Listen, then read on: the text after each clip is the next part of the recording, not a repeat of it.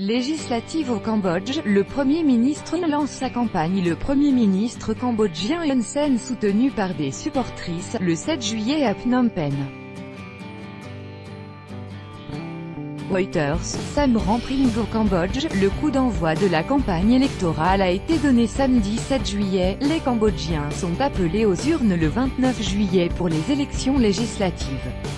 Grand favori à sa propre réélection, le Premier ministre en place, Hun Sen, cumule déjà 33 années à la tête du gouvernement. De notre correspondante à Phnom Penh, c'est sur Koh Pich, l'île Diamant, que le parti au pouvoir, le CPP, a lancé sa campagne pour les élections législatives. Il a célébré au passage ses 67 années d'existence.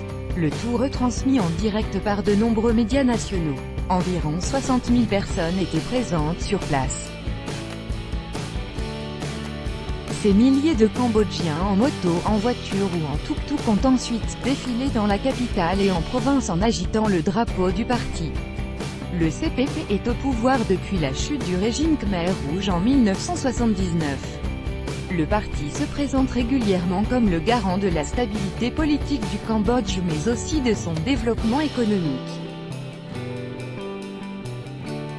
Absence d'opposition, une rhétorique présente dans le discours du Premier ministre samedi 7 juillet qui appelait à protéger les accomplissements du pays à tout prix et à empêcher toute entité de les détruire.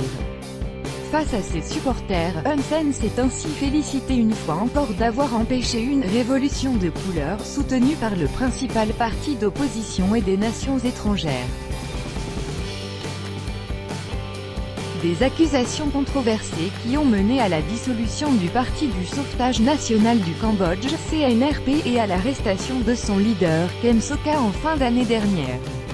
Ces décisions ont attiré les critiques de plusieurs organisations et États occidentaux. En tout, 20 partis sont candidats au vote des 8,3 millions d'électeurs enregistrés sur une population d'environ 16 millions de Cambodgiens. Mais beaucoup sont en fait des partis proches du CPP. Surtout, leur structure et leur nombre de supporters semblent très insuffisants par rapport au parti de la majorité.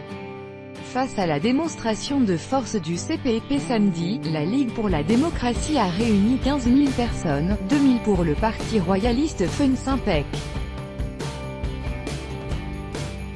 Du côté des petits partis, qui se décrivent comme une alternative à l'ancienne opposition, le Parti de la volonté Khmer a attiré seulement 300 personnes, 200 pour le rassemblement du GDP, le Parti de la démocratie à la base. Les budgets de ces partis sont très inférieurs comparés à celui du CPP.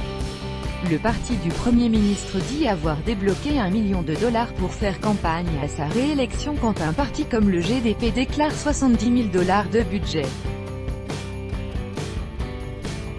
La réélection du Premier ministre fort probable, c'est la légitimité du scrutin qui est en jeu pour le gouvernement.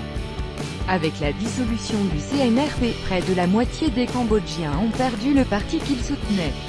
Celui-ci avait remporté 43,8% des voix aux élections communales de juin 2017. Par ailleurs, le paysage médiatique du pays a été largement entamé avec la fermeture d'une trentaine de radios et du quotidien indépendant Cambodia Daily en septembre, ou le rachat soudain et critiqué du Phnom Penh Post en mai. Sur les réseaux sociaux, les arrestations pour des posts jugés séditieux ou injurieux à l'égard du gouvernement ou du roi se sont multipliées. La semaine dernière, un décret sur les fake news aux contours bien flous a été annoncé. Vers des sanctions de l'UE. Dans ce contexte, plusieurs organisations internationales et États ont retiré leur aide à l'organisation du scrutin ou refusent d'envoyer des observateurs. Et ces critiques pourraient mener à des sanctions européennes. Alors que la campagne vient de commencer, une mission d'observation de l'Union européenne est arrivée la semaine dernière. Elle doit évaluer la situation du pays vis-à-vis des accords préférentiels, tous sauf des armes, qui exonèrent de droits de douane les produits importés par des pays en voie de développement. Alors que le Cambodge se repose de plus en plus sur le soutien politique et économique de la Chine, premier investisseur dans le pays, 40% des biens exportés cambodgiens sont à destination de l'Europe, contre 6% pour la Chine. Si des violations des droits de l'homme sont constatées dans le cadre de la mission européenne, l'accord peut être suspendu temporairement ou définitivement. Mais il est peu probable qu'une décision soit prise avant les élections.